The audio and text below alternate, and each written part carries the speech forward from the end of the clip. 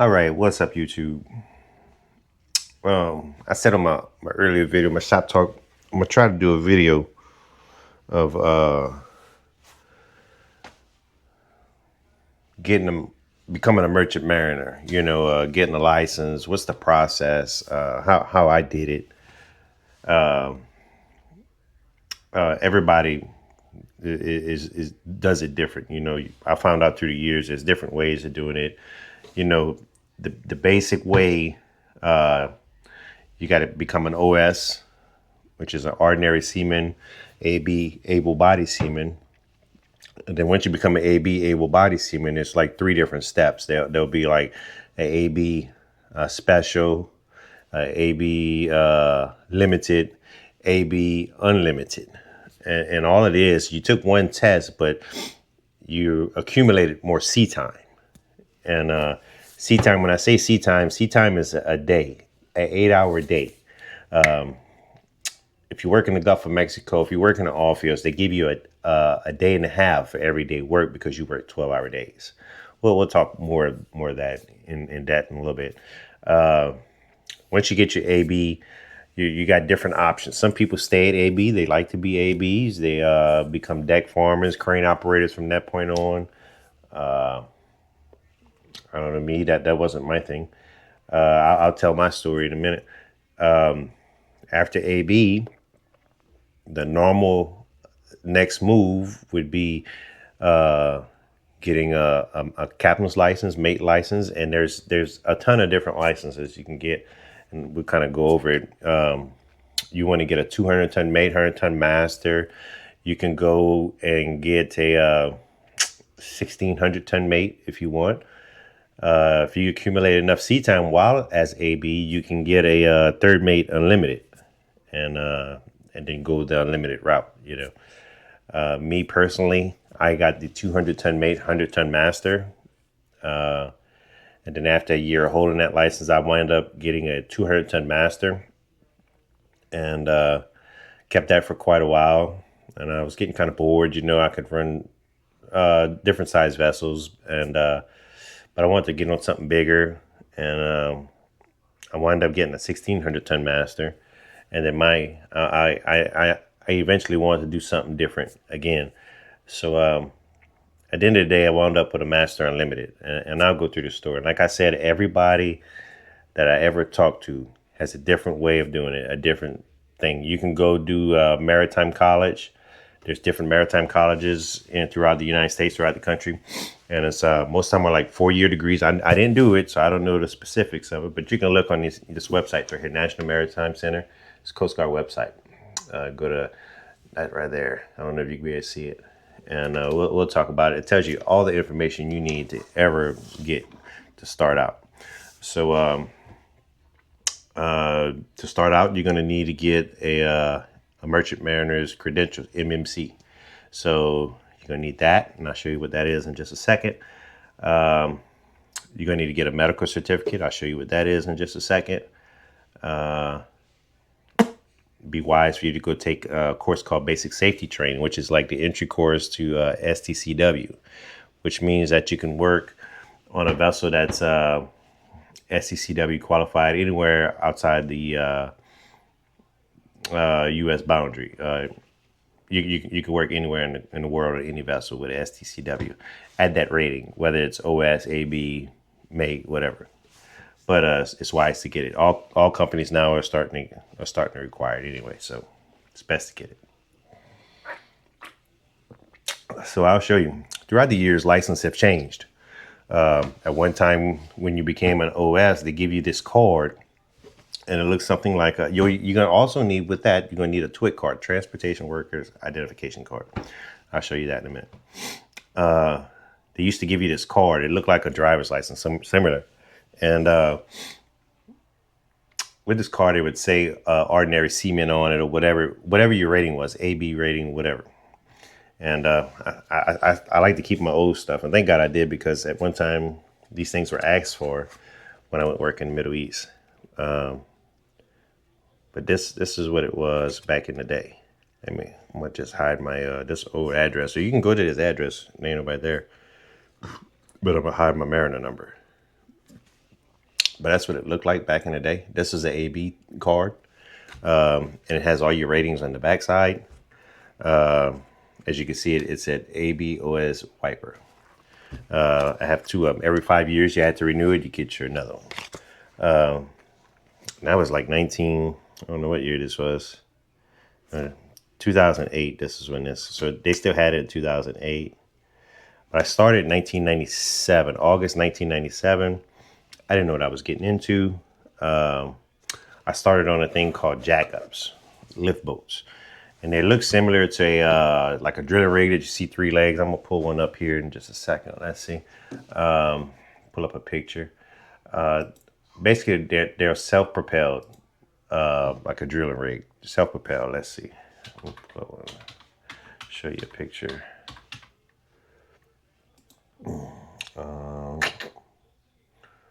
Let's see. Not this company. This. Let's see, images. Let's put up an image. And like I said, everybody starts different. Everybody does it different. We all do different. Let's see. All right. Here's a cool picture of one.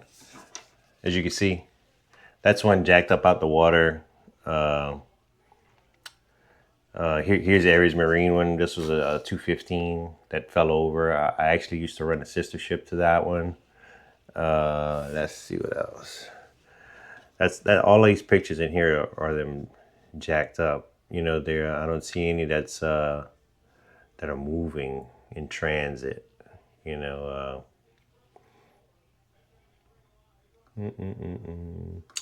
no, but you get the idea.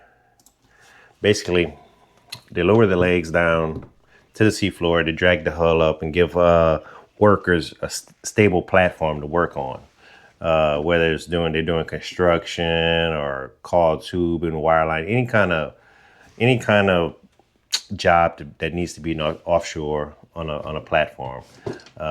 You can get rough 10, 12 feet that is going to make a stable platform. Now you can't travel. The rule of thumb used to be travel 5-foot seas, but to be honest, if you're hitting head on, it might be 3-foot seas. Those legs start whipping. It's no good. You can develop fatigue cracks in the racks, things like that. We ran 8-foot seas, running with the seas. It's a different thing. You on a bigger boat, you're not even going to notice it. So I get the story, tell you how I started. 1997, I was working in this pipe yard called Gulf Coast Rental Tools. The lady that worked there, her husband worked at this company called Global Industries. Global Industries was like it was originally a dive company. And they bought a bunch of lay barges, pipe lay barges, crane barges, things like that. And they also bought, I could be wrong, it was like 22 jackups from Halliburton for real cheap. And 1995 they bought these. So they got in the jackup business. So 1997, her husband worked there, and her name was Miss Cindy, and she told her husband about me. Her husband talked to one of the managers, said, "Come work over here." They was going to actually put me on a dive boat. I was young. I was 19 years old, something like that. And so I go over there. I talked to Mr. Raywood. He was like a ops manager at the time. And he says, no, actually, this guy named Taro, he was the ops manager for the dives. And he says, "You get seasick or anything?" I'm like, "I have no idea. I never been on a boat, And he said, "Maybe you need to work on the jackups." He said, "Talk to Raywood, which is next door." So I go next door and I see a picture. First time I ever saw a picture of a jackup. It was on the wall. And he says, "Yeah." He said, we'll take you. We'll hire you, as an OS. And he said, "You work your first hitch and you go get the Z card," as I was explaining. So I go get this. I get hired on. And at first I was like, I don't know what I do in a jackup. He said, "Well, you can be an ordinary seaman, a deckhand." So I'm thinking, okay, a jackup. All I knew a deckhand does is tie the boat up. And I was like, if this thing jacks up, what you need me for, He said, "Nah, you're going to be doing like plumbing, things like that. Basic maintenance on the boat." And I'm thinking, well, I'm not no plumber or nothing, but whatever. And back then, 1997, the day rate was, I started with $70 a day. And yeah. So I did my first hitch. And I went to the Coast Guard, which was down here in New Orleans at the time, off of Reed Boulevard, and did this application. You got a little application. You actually can get it off the internet now. fill out the application. They do like this background check, and they give you the Z card, which I showed you just a while ago. They gave you that, and they gave me a $10 a day raise. So I was making $80 a day. Now this is 1997, and I thought I was killing it. And so I worked on this boat. I worked on a smaller boat. The smaller boats had like one captain, two deckhands, and they only worked 12 hours a day, which means that no matter what's going on, after 12 hours, you shut down. Captain cannot move the boat, but except for between a 12-hour period. And normally that was 6 in the morning and 6 in the afternoon. And well, so I did that for like 6 months. Had enough time to get my AB license. My AB license consisted, I needed, I think it was 180 12-hour days at the time. So I went to they had a little school that I went, and back then you took the test at Coast Guard, at the Rec Center, the RAC Center, which in New Orleans. You had to take the test there. So I went to school and studied 3, 4, 5 days, whatever it was, and I went to take the test and I passed. And I got my AB ticket. So now they put me on a bigger boat. And the bigger boat consisted of a captain, a mate, AB, and an OS. And sometimes you had 2 ABs, sometimes you had 1 AB OS. Hey, chill out. That's my little monster. Let's see. Where is he at? Yeah, I see him. That's my monster. He's telling me it's late and he wants to go to bed. So I did that. I got a raise. I thought I was killing it then. I was making $105 a day at that time.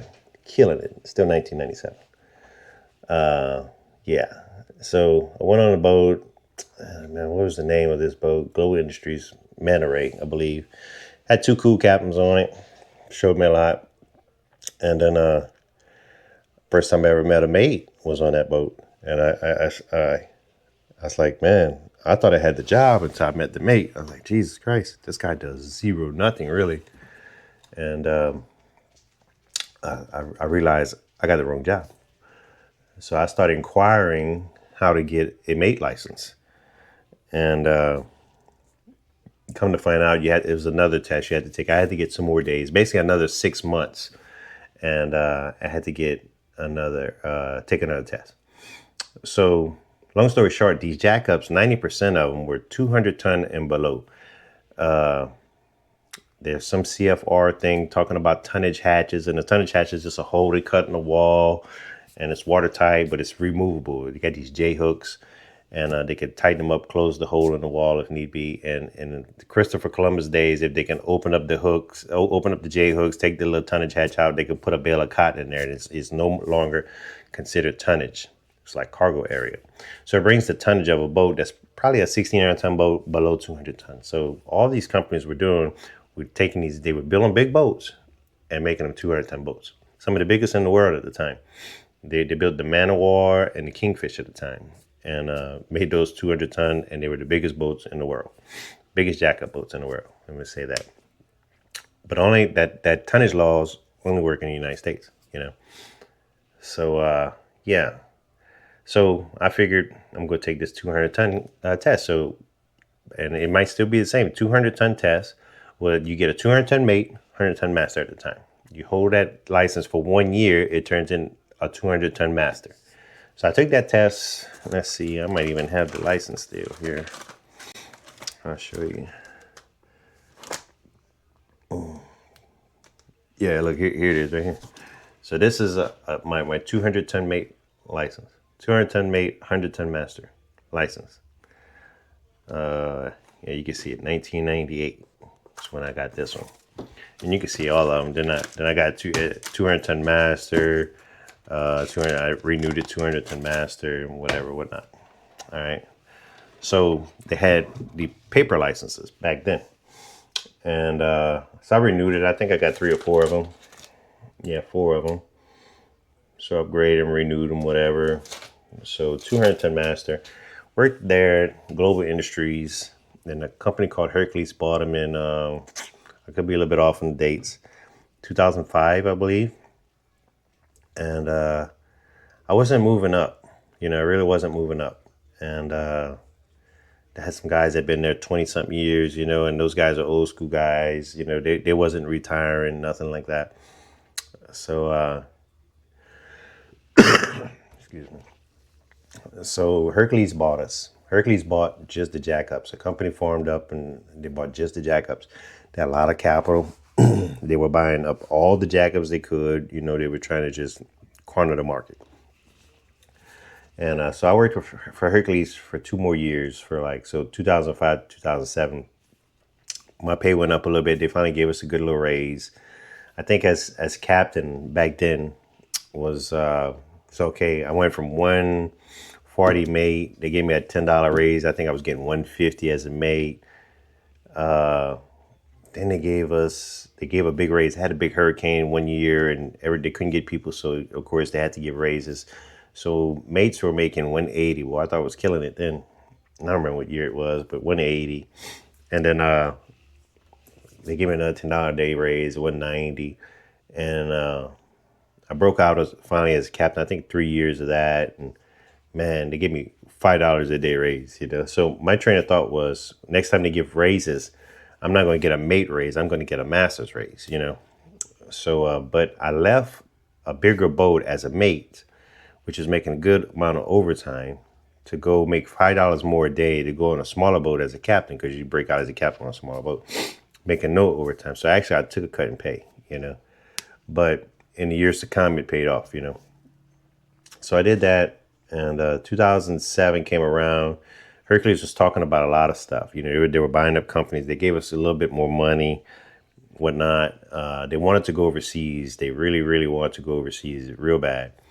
Our president of the lift boat company at the time, he didn't want to, for whatever reason. I don't know why, but I know they wind up. I don't know if they bought it right away, but they started buying drill rigs too. So we became a lift boat company, and then we became a drill company, a drilling rig company, because they found a profit in the drilling rigs more than these lift boats. And so 2007, there was a company that formed up called OMC, Offshore Marine Contractors. I don't know where they got the money from, investments or whatever, but they were building new boats, one after another, nice new boats. And they offered me a job, and I went from, I think it was 425, 450 a day. They offered me a job, brand new boat, for $600 a day. I was gonna rape them then. I was really killing it. So this was 2007, and in the meantime, Hercules kept expanding. They finally bought the rest of the Halliburton boats that was in Nigeria. They took 3 of the boats they had here in the States. They brought them to Middle East. The Amberjack, Kingfish, and Whale Shark. Brought all 3 of those to the Middle East. And they also brought 3 drilling rigs to the Middle East to go work for Saudi Arabia, to go work for Aramco, which is the biggest oil company in the world. And, in the meantime, we had a couple of hurricanes that kind of messed up progress, pay up and down, fluctuate. They had the oil spill 2010, I believe it was, or 11, something like that. Of course, that messed it up. They had all the moratoriums. A couple slowdowns, the price of oil dropped, so cut and pay, they give you your pay back. OMC was real big for that. They take your pay, give it back. They give you a certain rate at the dock. Then they give you a certain rate when you was on the job. It was crazy. It was could have been a real good company if the owner, Mr. Mike, would have stayed working and kept running the company instead of letting his I guess his sons take over it or influence whatever was going on. But it was a good company for the most part. Nice new boats, like I said. They had a ops manager he was super smart. He was an ex-captain, probably one of the better bosses I had worked for him. I don't want to say his name because I haven't seen him in a while, although we want to put him out. But he was a real good guy, real fair guy to work with. Yeah, so I stayed there 8 years, and here in 2013, I was getting bored with it. I was like, man, I just got this 200-ton license. I need to do something. I'm at the top of my pay scale. And I'm never going to do that. There's only like 2 or 3 more boats that require bigger license than a 200-ton that I didn't even want to run them anyway. But I was like, maybe so. You never know. I was like, I want to change it up and go to a supply boat world, shipping something. I don't know, see something different other than that, because I'm tired of jackups. To me, I did any kind of job you could think of. I don't care what it was, laying pipe. It didn't, flushing jobs, installing platforms, taking platforms out, hammer jobs, coil tubing. It didn't matter. I did any kind of job you could think of. I did it. Now I'm bored with it. So around 2013, I started taking all the courses that I needed to take to qualify to upgrade. And it's called STCW. So all the STCW classes I needed to take. And mind you, when you had a 210 license working on these jack, these companies didn't want you to take those courses because they knew if you take them, then you're going to get a bigger license, you're going to demand more money, or you're going to go elsewhere. So they wouldn't even influence you to try and upgrade a license, nothing like that. Wouldn't even try to help you anything. So they didn't even want you to know that was even possible. And to be honest, I didn't even know it was possible. You almost need a like a lawyer to decipher what the rule is to how to upgrade, per se, to read the guidelines how to upgrade.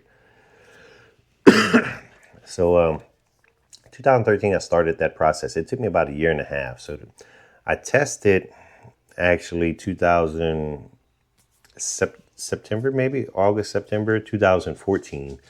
And I wound up getting a 1600-ton master's license. 1600-ton master. Let's see, and I'll show you. And by this time, they done changed the license again. So you got what these little red books right here. That's what these licenses are. But they were kind of confusing. And I'll show you what I'm talking about. They were like a passport kind of style. Man, I got itch in my throat.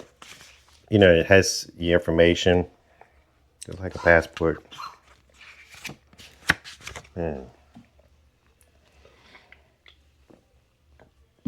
So it tells you all of your credentials, all the license you have, all the STCW codes you'd have. But every time you take a new course or you upgrade your license, what they would do, they would send you these crazy stickers.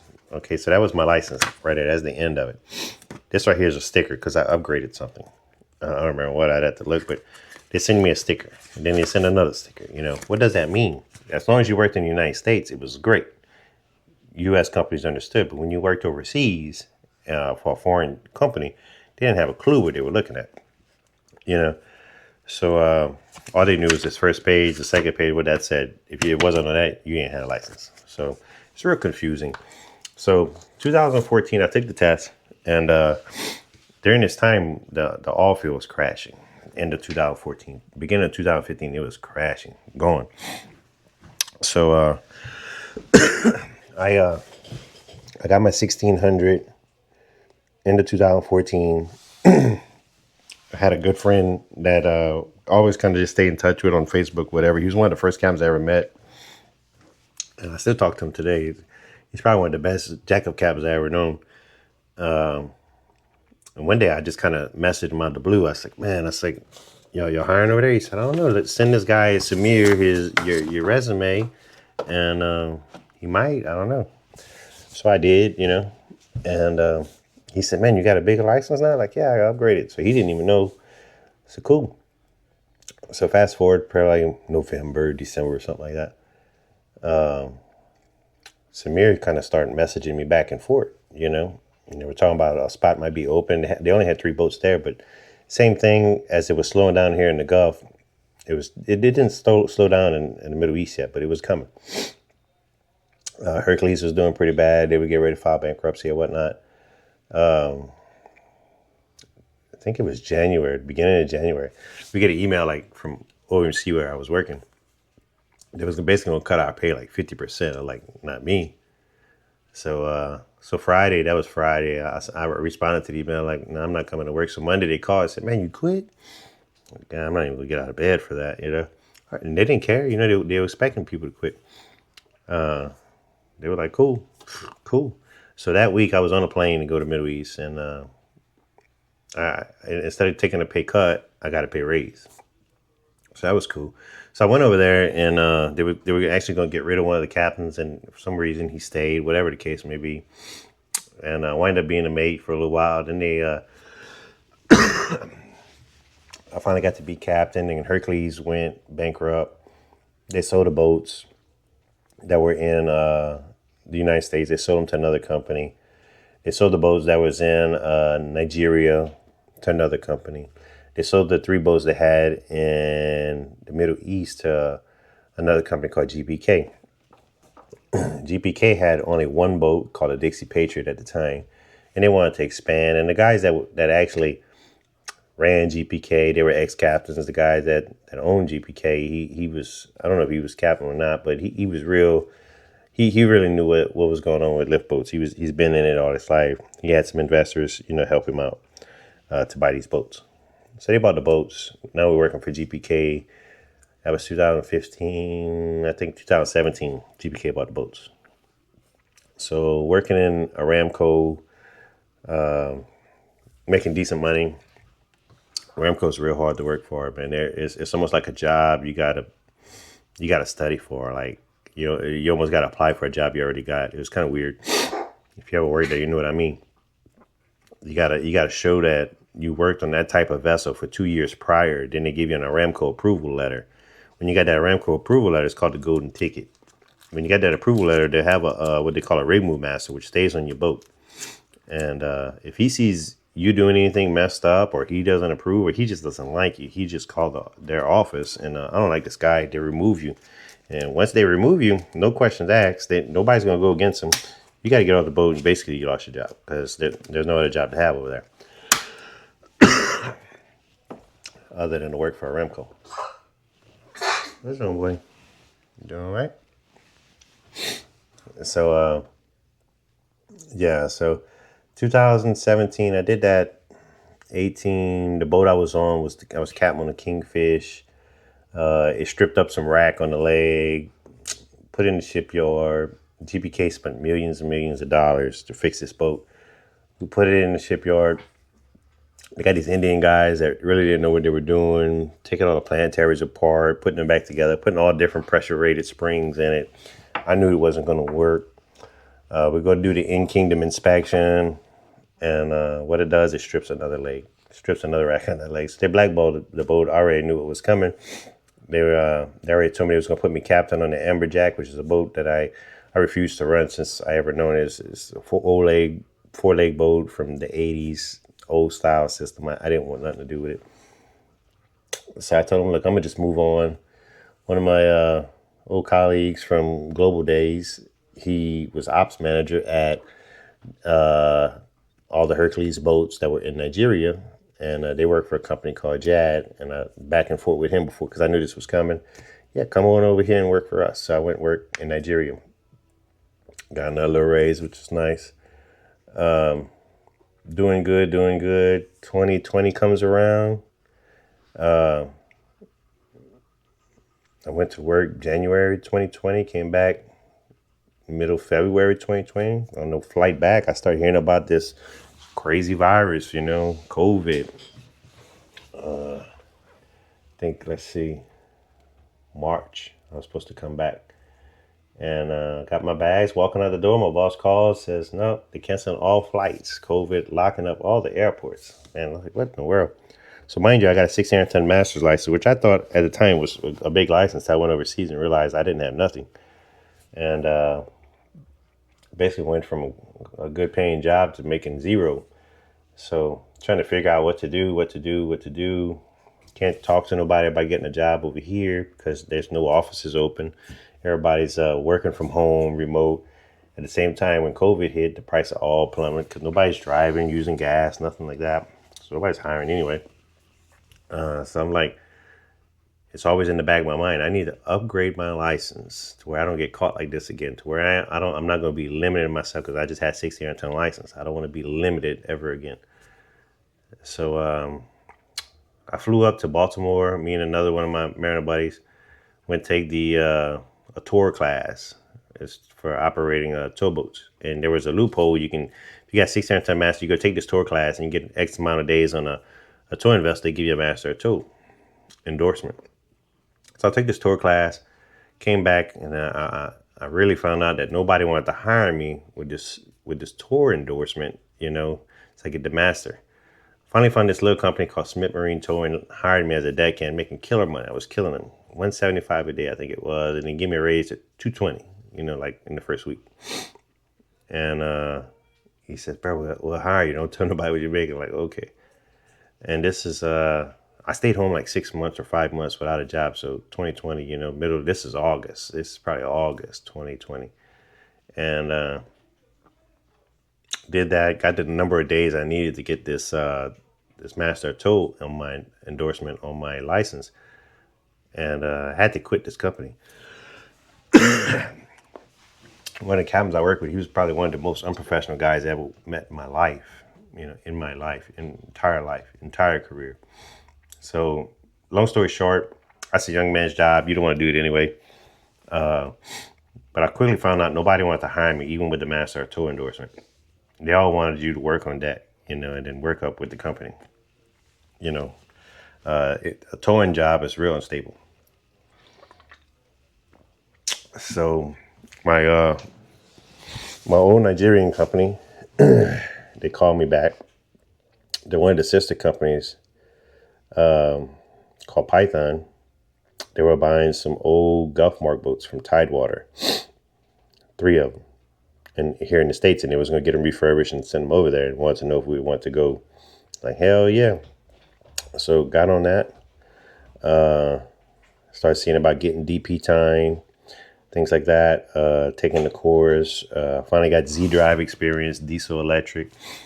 We did like 6 months straight every day, worked on this sucker at the shipyard every day, 6 months. And finally got it going. Sent them to overseas, sent them to Nigeria. About 3 weeks later, we put them in a heavy lift ship. About 3 weeks later, they arrived in a heavy lift ship. We flew over there, took them off the ship, was finished painting them up and stuff in the shipyard. And the ops manager is separate from Jad. Jad knows about security, things like that. Nigeria is a dangerous place to be. Can't nobody says pirates is a real thing over there. But this guy tells me, ops manager, I don't know what y'all worried about pirates for. It's an old thing. He said, like, psh. All right. So they don't care about security, you know. So I think I stayed there 2 hitches. They was working. It's like 60 and 30, something like that. So I made just enough money. And then they start getting late on my pay. It was like 17 days late. I was like, yeah, I got paid. It was like right before Christmas, 21 maybe, something like that. I emailed him, said, like, I ain't going back. And I got a job with, came back to the States, got a job. Things started booming again here in the Gulf with Odyssey Marine. So I'm at Odyssey. Man, I meet this young captain, man, super smart guy. Kind of bounced from boat to boat, met a couple guys. And was on this boat that one of my stipulations I put was I want to work on a diesel electric Z drive boat, because that's going to be the wave of the future, DP2 diesel electric Z drive boat. And they put me on one, not the Squire, Odyssey Knight. They got the Squire. They bought 2 of them from Candy's. And nice boat. Captain was a young guy, but super smart. And I'm telling him my dilemma one day. Said I was trying to upgrade my license. Everybody was getting this 10,000 ton license, and I tried to get it. And the Coast Guard sent, they was handing this license out like candy, Somebody found this loophole in the CFR and saying that these oil field companies, they can make this big boat kind of like course. Basically just sign off some endorsements saying that you know how to run them. And they give you this 10,000 OSV license. So you can run up a boat, you can run a vessel, be master on a vessel up to 10,000 ton, as long as it's subchapter L classified as OSV. So that's what everybody was getting. So I didn't know nothing about it. I come from JECA. So I applied for this. I sent it in. Coast Guard sent me this letter to test. They send you a letter to test. I probably got it in my file right here, saying I got to go take like 5 or 6 tests and we give it to you. I'm like, I email them back, like, why are y'all going to make me test? Y'all was giving this out like candy, Oh, it was like 2019 or something. We changed up the rules and now you got to test. I was like, man, I'm not going to take a test for something y'all was giving out like candy. So here I am on this Odyssey night, and I'm talking with the captain about it. And he's like, bro, just go take the test and get your Master Unlimited. I'm like, I can't, because my train of thought was always you had to go from, third mate, second mate, chief mate, and then you get your Master Unlimited. And he was like, nah. He says, I got a letter to test, man. I basically said this guy's lying, whatever. So he runs downstairs. He comes back, and sure enough, he had this letter to test. was like, man, how you got it? He said, call this lady. Her name was Miss Holly Cheddar. He said, she's going to tell you how to do it. So I call her. And sure enough, man, she worked at the rec center for like 40 something years. She was in her 80s.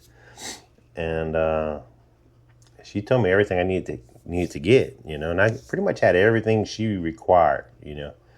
And for me to be able to just skip third mate, second mate, chief mate, and just get master limit. So I got all the documents she wanted. I sent it to her. She looks it over. She says, I'm gonna write this up and I'm gonna send it. So she sends all this to Coast Guard. Sure enough, I get a letter to test. Man, I got something in my throat. Sure enough, so I get this letter to test. I was like, man, now that I got a letter to test, I'm at least give it a try, man. So I actually that captain there, and then I moved to the Odyssey Phoenix, which gave me the tonnage time on the vessel over 3,000 ton. I had my DP unlimited, so I was able to be there as a DPO. And I was getting my sea time on a vessel over 3,000 tons. So when I turned in all my tests, I didn't have a limitation on my license, a tonnage limitation. I mean, I just got so lucky, just met the right people at the right time on the right vessels, on the right company. I was just real privileged. And at the time, I didn't know it, but looking back, man, those are the moments that really pushed me ahead to do better. So I studied every day for 4 months. I was able to do it at home. My wife was really working with me. She'd get up to go to work. I'd come sit in this room and just study. And I had, man, books, like every book you could think of, study.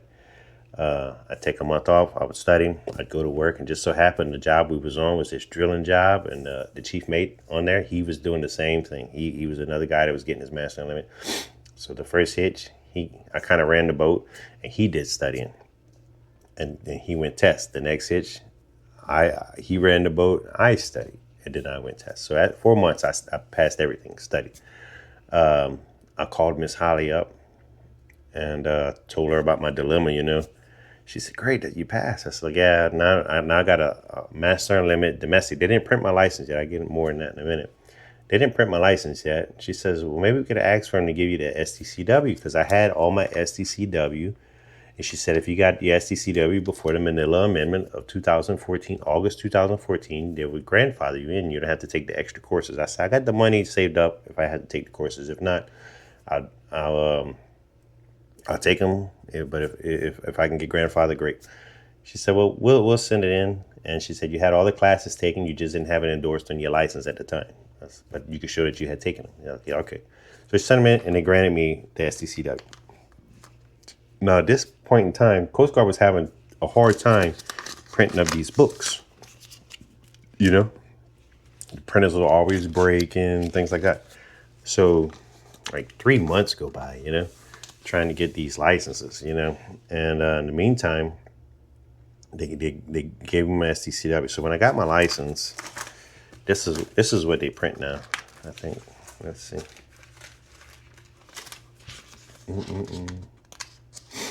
Yeah, I need to move it. So it's almost like this, just kind of like a plastic paper kind of thing. So this is how they print your license now. This right here. It's whatever your license is, and then on the back, this is what all your endorsements. So they printed me that, and every time you upgrade or something, instead of giving you a sticker, they print you a whole new one again. So that's what I got now, and I'll show it to you in just a second.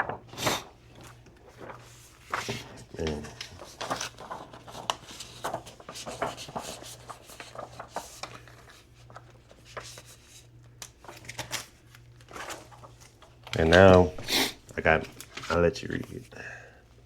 I don't know if you can see it. I got master, unlimited tonnage with the oceans, master of towing upon oceans. And right here, it's all your STCW. You can see master, limitations, got none. So what that says, and nothing right here, you see all the STCW codes, have all that. That's what all this stands for right here. So basically what that says is I can run any size vessel, any tonnage, in any body of water, across any ocean, in and out of any port, anywhere in the world. It's the top dog, top license. And I'll show you right here. Let's see. So these are the checklists if you want something, you know. Of course, you would get your AB, your OS, your AB, and then here's after that you can start getting all these endorsements right here. Which way you want to go? I was saying that OSV license, that's this right here. OSV 60, if they put a limitation, 3,000. If you want to go inland, Great Lakes, that's what this is. 200-ton near coastal, 200-ton oceans. 1,600-ton ocean, 1,600-ton near coastal, all the way up to master limit. Once you get the master limit, that's it. That's the biggest license you can get. Nothing bigger. That's oceans or near coastal. So I got the oceans endorsement now. So that is what it is. That's my way of going up. Now, with that being said, I had to take a lot of courses. I mean, I got a book right here with all kind of certificates. I had to get a dynamic position DP, unlimited license to go with it. I mean, I got a book. I'm not joking with you. You know, over the years, I probably spent, I would say probably $100,000 at least, just in courses. You know, throughout. I've been doing this almost 30 years now. But was it worth it? Was it better to go up? They call it the hawse pipe when you do it like that versus when you go to a maritime college and you come out with a third mate unlimited. Was it worth it? To me, in my situation, yes, because at the same time I was getting paid, I was getting experience. Some of these guys that do hawse pipe kind, they come out of the maritime college, they're young guys, you know, 23 years old, whatever. Got a big license, got a third mate unlimited license, but yet don't have the experience of anything yet, you know, but come out making a pretty good salary. I guess if your parents were able to afford it, you was able to, if you was able to afford it, I guess it would be better, you know. Now, hindsight, those guys, dang, those guys could be, say, 30 years old or early 30s and have a master unlimited, you know, because they got a big head start in life. But yet, some of those maritime colleges, 100, 150 grand, there's one up there in New York, Kings Point, and they got some kind, I don't need that to ask them how it really works, but they got some stipulation. You could either take the 4-year degree, and when you get out, you have to go do whatever 2-3 years in the merchant mariner system, which is what's us, you know, like commercial, or you got to go do 2 or 3 years in, say, the Coast Guard or Navy or something like that, and then your college is free. I don't know how it works, but you got to be recommended by a senator or something like that. I don't have a clue, but it's just what I hear. But that's how I did it, and I find it interesting because even in my colleagues, I like to ask them, how did you do it? You know, how did you upgrade? And everybody's done it a different way. You know, whether they went to maritime college, some guys have been doing it way longer than me. You know, it's neat. You know, so that's what you got to do. But to start, if you guys are looking to start, you got to fill out this application. Let's see, I'll find it. It's called a 7. Let's see, 719 something something. Boom boom boom boom. Performance static tweak. I'm gonna show you.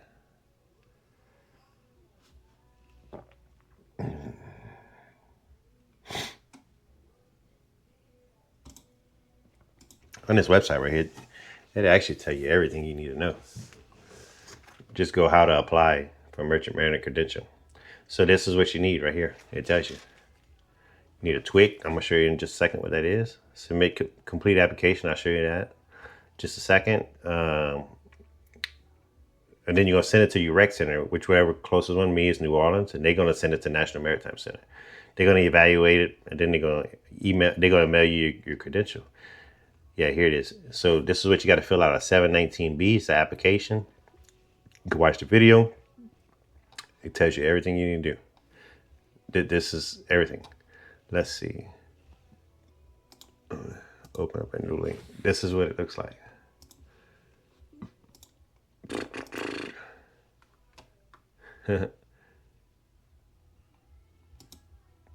Yeah. So it's just this paper right here. And it gives you the instructions again how to do it. But basically you just fill out all the basic stuff. They're going to do a background check. You just put what you're trying to get, entry level, original, convictions. On this right here, on this conviction part, Do not lie. If you got a DUI, put it.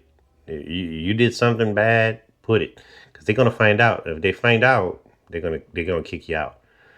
And if you tell them, they might ask you for some court papers or whatever. So it's not gonna, if a misdemeanor, things like that, it's not gonna like shun you from ever getting a job. If you're able to get a TWIC card, you're able to get a MMC. So they're gonna send you your license once you get that. So same deal. I'm gonna show you in a second. That's how you get the MMC. That's how you're gonna get the red paper. You need this red paper. You need to get that right there. So next thing you're gonna hear me. You've been hearing me talk is you need your medical cert, and that's what this little paper is, medical cert. And I just renewed it. So on there, on the medical cert, like I show you. Let's see. You'll see. It's blurry, but anyway, you can see it says STCW expires and it's 2 years, and you got your national and you got your pilotage that expires in 5 years. I got an STCW, full STCW, so I got to renew this thing every 2 years. All right, so that's what mine does right there. So that's your medical cert. I'm gonna show you. I just did it. So this is the application right here. It's the same thing with that 719B was. And you bring it to the doctor. The doctor does a physical. You just fill it out and you send it.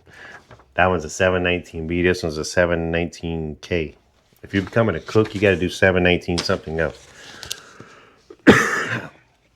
719E or F or something stupid like that. Whatever. This website tell you everything. So you need the medical cert. You need the MMC, the red paper. We've been talking about a TWIC. I'm gonna show you. I think I got an O in here. Yeah. This is what a TWIC looks like. This right here. Got some goofy numbers on the bag. Got a little chip just like your debit card nowadays. You gotta apply for that. Most rec centers you can do that too. But just Google it, and they got like little stations around your hometown where you can go get a TWIC card.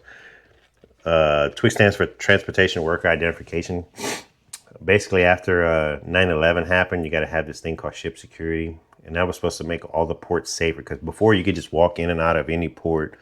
You could just drive a boat up to any port. And nowadays, it's different. You can't do that. Every port, commercial port, has to have like a security gate with a security guard or some kind of security feature. And these cards are actually meant to be put in a machine. You give them the card, they put it in the machine, it reads that little gold label or the barcode, and all your information comes up. But I've yet to ever see this happen.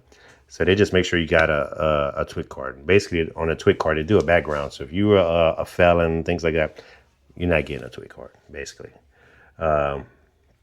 If you can't get a TWIC card, there's no company going to hire you without a TWIC card. Done. Even if you get an MMC, you might be able to go work on the rivers, things like that. They got a lot of convicts on the rivers that, they need manual labor. But you're going to work some big ships kind of thing. That's what you do. So, let's see. Oh, no, let's see. So you might ask, what? Now I got a Master Unlimited. What kind of job I go do? Maybe they got a picture of my boat. I don't know. Let's see. So I work at one of the bigger companies here, South Louisiana, and got a bunch of different divisions. Subsea division, they got wind farm division, ice breaking division. Their core jobs were OSVs, offshore supply vessels, doing catering to offshore companies, things like that. They got a government division, boats that work in the government. So this is the boat I'm on now. Man, it's kind of a bad picture. But I'm in the subsea division, and the boat's actually, it's an older boat, but it's getting refurbished. This hitch, we just brought it to the shipyard. This was the one I'm on now. Helipad, subsea cranes, 2 ROVs. It's a pretty cool boat. It's an older boat. They're going to do a lot of work. They're going to spend a lot of money on it. It should be done in about a year. So I'm going to be bouncing around in the company to different divisions, I'm sure, in the coming weeks until this boat comes back out. We'll see what comes up. Money wise, from 1997 to now, just to give you a perspective, I think when I started 97, got my AB. Like I said, I was making 105 a day. I think AB's on that boat of give or take 450 a day. It's pretty good. So you could tell the increase in money. Jackups, say drill ship captains, unlimited captains, they're 2,000 a day plus. You want to become a pilot that brings big cargo carriers in the harbors, things like that. They're $500,000 a year plus. On this right here, I mean, sky's the limit. Depending on how many days you want to work. I like to work even time. What my dog? Hey, what you doing? Stop! It's a little monster right there. I like to do this. I like to work even time. I kind of know my schedule right now. It's kind of just up in the air, but that's the nature of the beast. Yeah, but that's how you get it. That's how you get it. Of course, there's a lot of things that go along with it, but that's how I did it. Everybody has their own way of doing it, but that's the gist of it. You need a TWIC card, your MMC, go take STCW course. It's like a 5-day course. Get your medical cert. Those are 4 things you need, and you can go start applying at any company and tell them you want to be an ordinary seaman, an OS, and get your foot in the door. Once you get your foot in the door, you can kind of just sit back and kind of watch how things go, see that's a company you want to stay at, and start accumulating days to where you can get that AB limited, AB unlimited, and then from there you see where you want to go. You want to go in the engine room, get your QMed, get your engineer, chief engineer, or you want to go to the bridge, third mate, second mate, chief mate, master. Or maybe you just want to go straight to a master, 200 ton, 500 ton, 1600 ton, or you want to get into unlimited stuff. That's it. So this video is for some of the friends and family that asked me how I got started. A lot of it's like colleagues that I work with, like they just got their OS. They don't know what to do next, so I'll share this along. And if y'all want, like, subscribe. I know it's different from my car show stuff that I normally do, but I want to put this out there for everybody to see. All right, thank you.